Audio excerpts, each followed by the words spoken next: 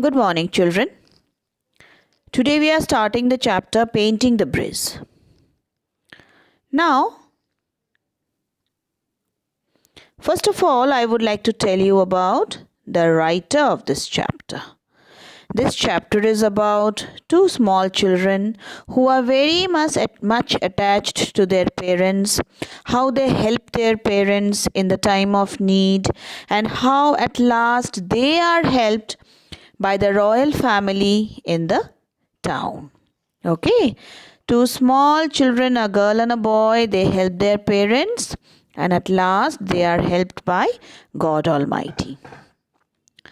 Now, just see here. The writer of this chapter is Subhadra Sengupta.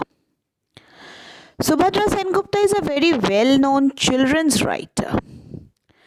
She has authored over 25 books for children in genres including comic strips, ghost stories, historical fiction, and detective stories.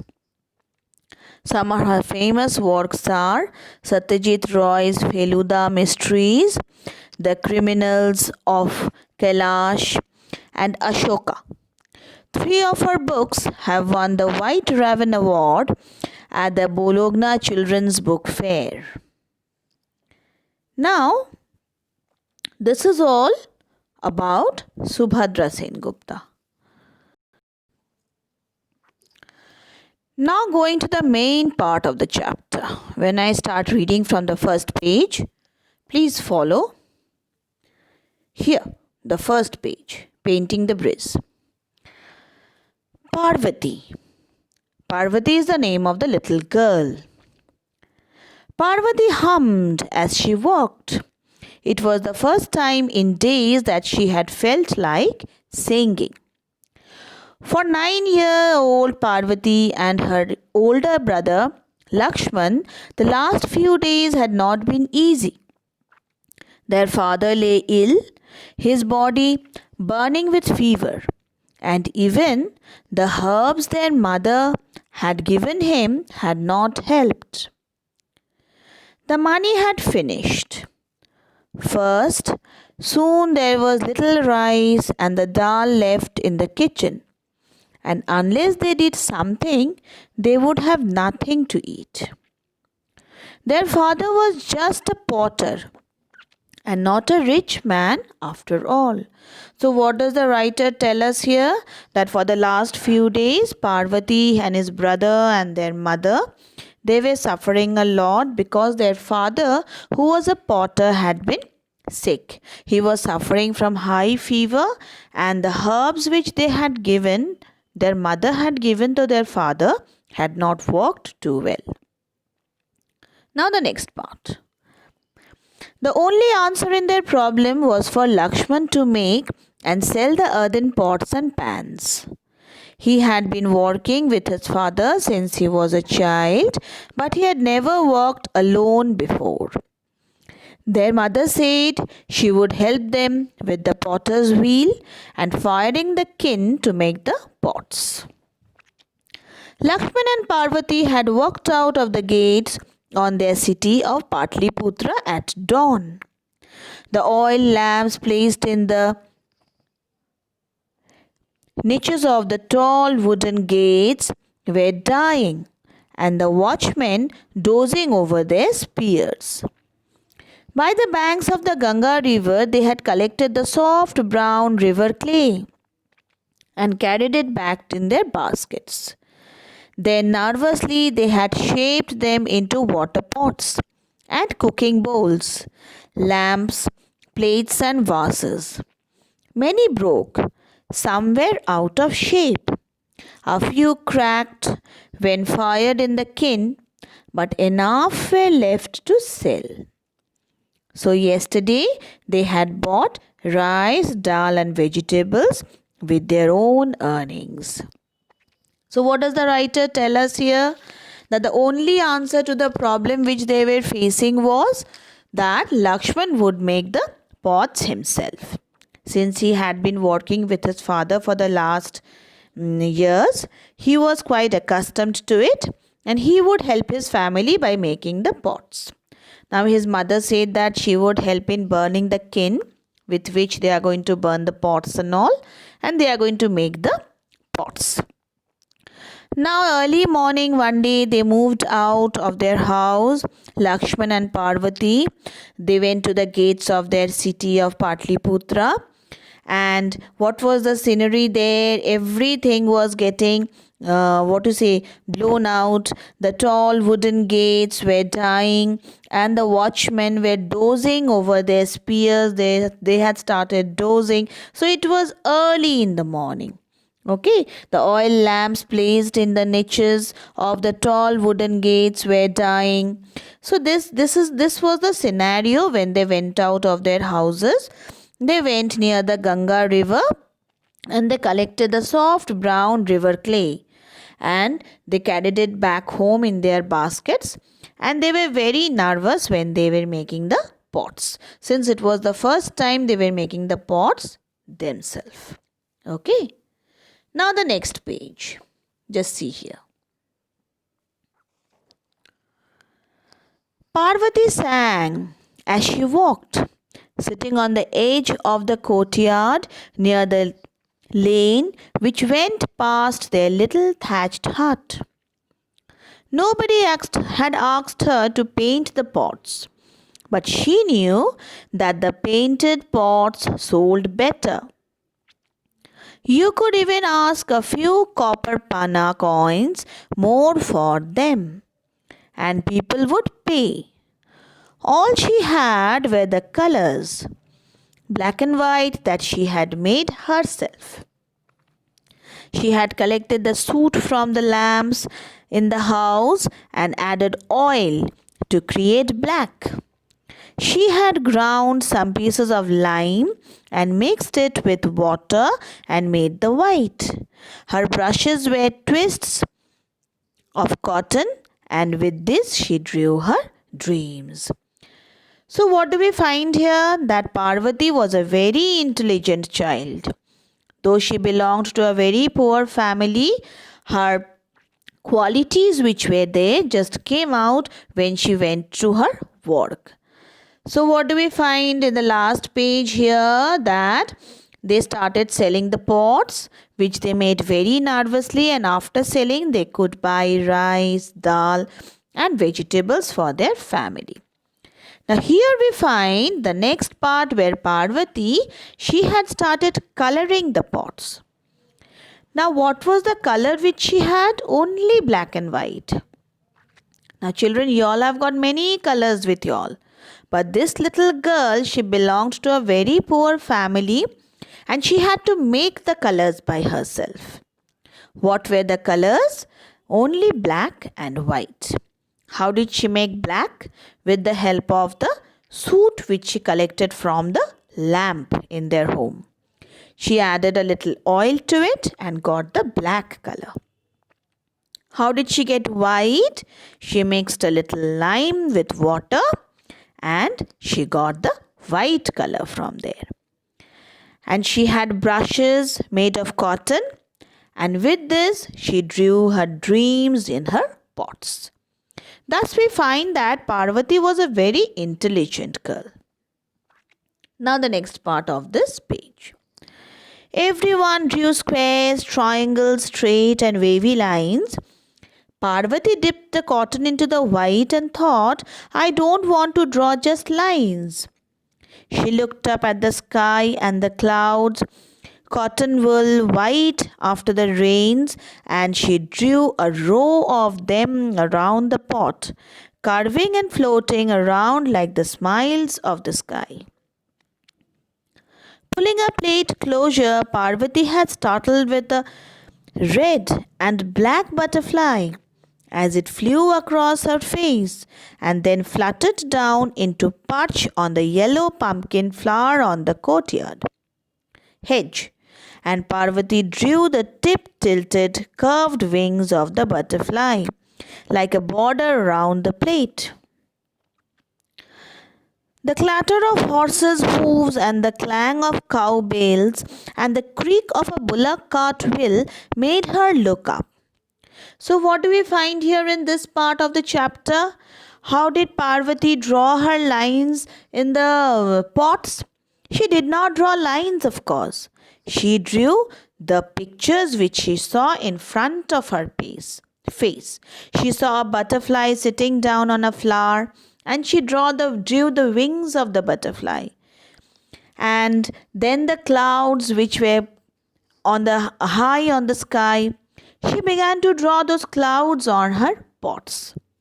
So, this is how nature helped her in order to enlighten herself and to get her qualities on the pots. So, her pots might be looking very beautiful because she had nature drawn on them. Now, the next part.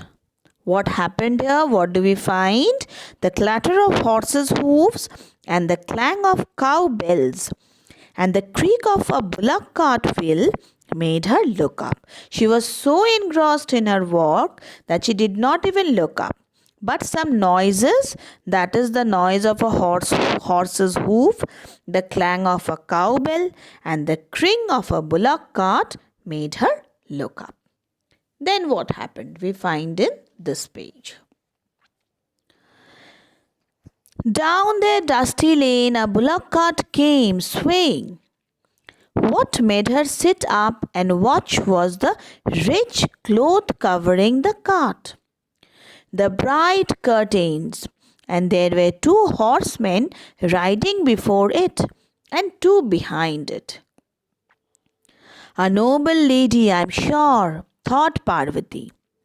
She had seen a few such carts drive by on the roads of Patliputra. But she has never seen a cart with an escort of 4 horsemen before. Lakshman came to stand beside her. Look at the horsemen, he exclaimed with wide, admiring eyes. So, what did they see? They saw a bullock cart which came swaying, and a rich cloth covered the cart. That rich cloth was the main attraction for Parvati because she had never seen such bright curtains and rich clothes beforehand. And there were 2 horsemen riding in front of the cart and 2 horsemen behind. Then Parvati thought that it must be a very noble lady who was driving in the cart. She had seen a few such carts driven on the roads of Patliputra beforehand, but she had never seen a cart with 2 horsemen in the front and 2 horsemen at the back. Now the next part. They were a magnificent sight. Their short spears glittered in the sun. Across their chests, over the short-sleeved tunics, were the cross straps to carry the quiver of arrows. The broad leather belt was for the sword, and their headbands were tied across their foreheads with jaunty bows. So this was how the horsemen were dressed up. They had short spears which glittered in the sun. Across their chests, over the short-sleeved tunics, in the cross straps, they carried the quiver of arrows, and a broad leather belt was there for the sword. And their hands were tied across their foreheads. Okay, their headbands, there was a headband which was tied across their foreheads. Lakshman suddenly ran back to the house, calling Parvati, "Help me carry some pots outside." Working quickly, they laid a row of pottery by the side of the lane and waited expectantly as the cavalcade drew closer. Then Lakshman began to shout, "Pottery! Oh, noble lady! Come and see our pottery!" Parvati joined in. Vases, incense holders, lamps, the best pottery in Patliputra, oh noble lady. Holding up the pottery, dancing with excitement, they made a huge din. Suddenly, One of the horsemen rode up to them, lowered an angry mustache, face, and glared, "Quiet! How impertinent fools! Don't you know who is in that cart?" "No," said Lakshman. "And how do you know the noble lady doesn't want to buy our pots?" "Shut up," growled the soldier. "You move back now, or I'll let my horse walk all over your pots and smash them to bits." So, what do we find here? People who are rich do not behave properly sometimes with people who are poor. So, what happened? One of the horsemen came up and tried to stop them. Since they were calling the noble lady to look at the pottery which they had made, they were all colored and looking very beautiful. And not only pottery, what did Parvati cry? She said that she had made vases, incense holders, and even lamps. So they wanted to call the noble lady so that if she bought some amount of pottery from them, they could get some money, which would help their home. Now, what did the horseman tell them? He told them to keep shut. And he said that if they do not, then he will make his horse move all over the pots and smash them to bits. A very sad part of the story. Now, the next part.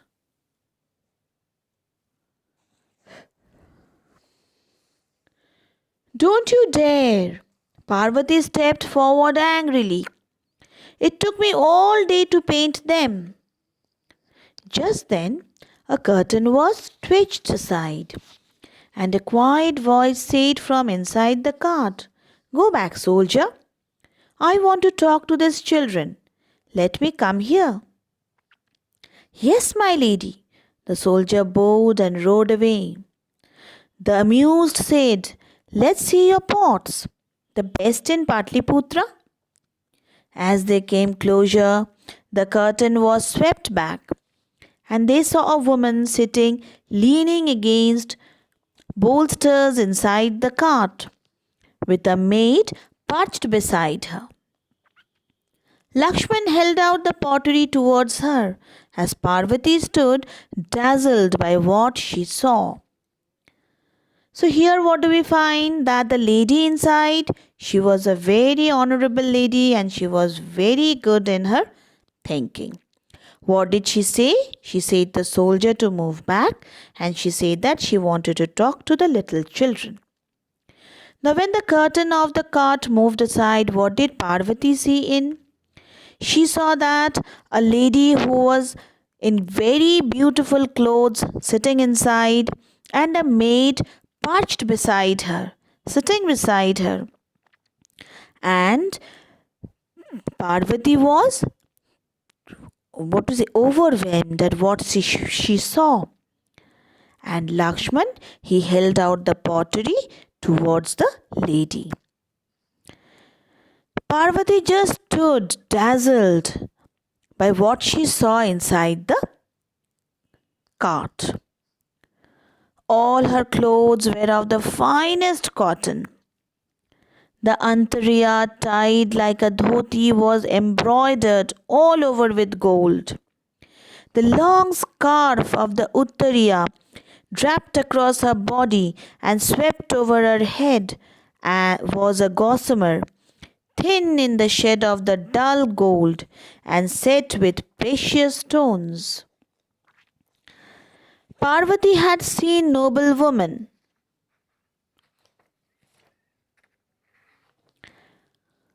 in the houses where they went to sell pottery, but never anyone who wore so much jewelry.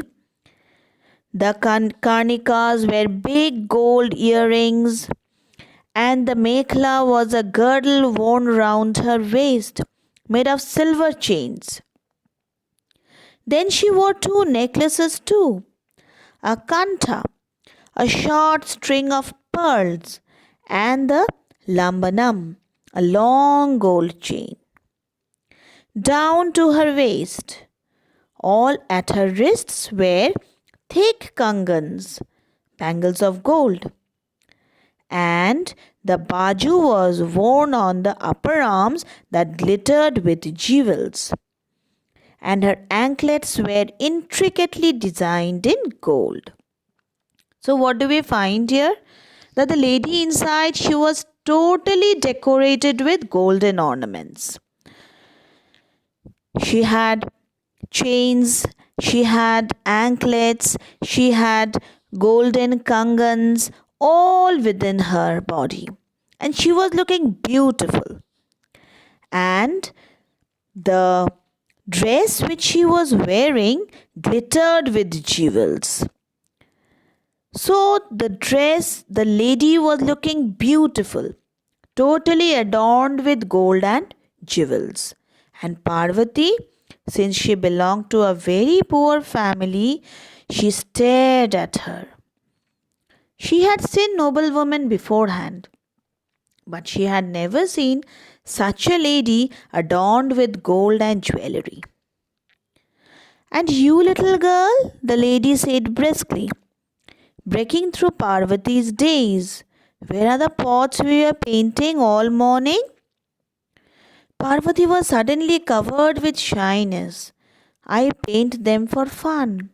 You won't like them, my lady. Now the next part. So what do we find here? Parvati, she felt shy. That she thought that her pots were nothing in front of the jewelry which the lady was wearing. They were too costly for the little earthen pots which were very costly for Parvati. So now the next part. Show them to me, child, the woman said gently. Slowly Parvati laid the plate, the vase and the water pots before her. Then she stood with bated breath as the lady turned them around to study the designs painted on them. I've never seen designs like this before, she said. Thoughtfully, what were you drawing? The sky, Parvati said haltingly. The sky? The woman laughed. How can you draw the sky? Parvati pointed to the row of clouds she had drawn around the water pot and said, if you draw clouds, what around it becomes the sky. Then turning, she pointed to the palm tree in the corner of their courtyard. These leafy fronds were swaying and bending and said, that's the breeze. So Parvati was so innocent in her thinking. She said that if you draw clouds, the rest was what is left over around is the sky. And the leaves, when they just sway, what is said to be done there? That's the breeze. If we can draw a swaying leaf, that means we are drawing the breeze. Thus we find that Parvati was very intelligent and very innocent and very truthful in her thinking. So she has got a gift from God. What was that? The lady looked up and gave her a piercing look. And what's this? Butterflies on the pumpkin flower. And this?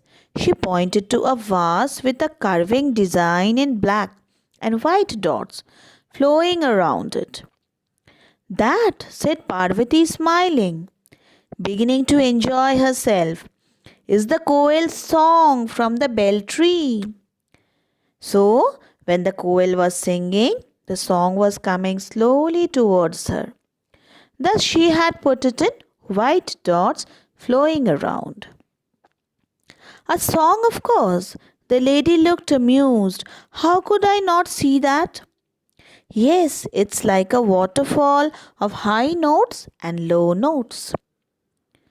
Carefully, the lady laid the pots inside the cart and then asked Lakshman, "How much do these cost?" Lakshman, the businessman, thought as high as he could and said, 12 panas. These are special pots, my lady.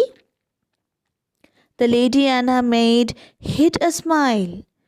Pay him, Manjira, she said.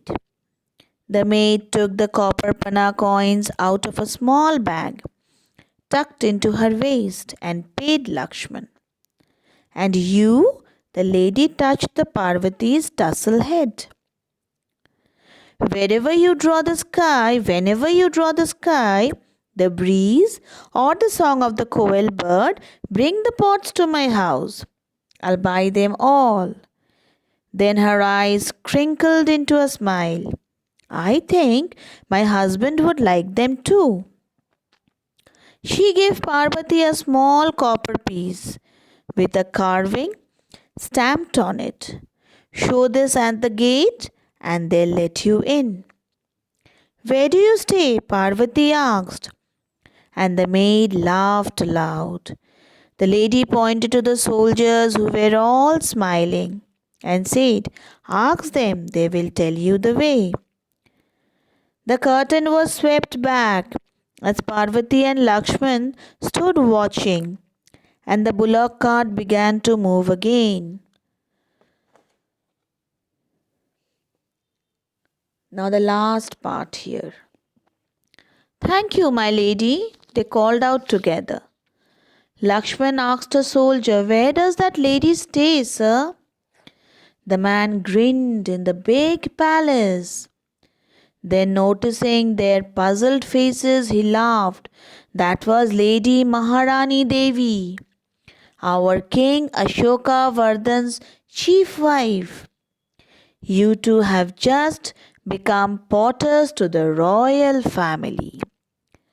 So it was a huge award for them. They had become the porters of the royal family. Eyes wide in astonishment, their hearts thudding, Lakshman and Parvati turned to watch the bullock cart turn the corner of the lane. That means what? The lady was gone. But what did the lady give them? She gave them a designation. What was that? The porter to the royal family.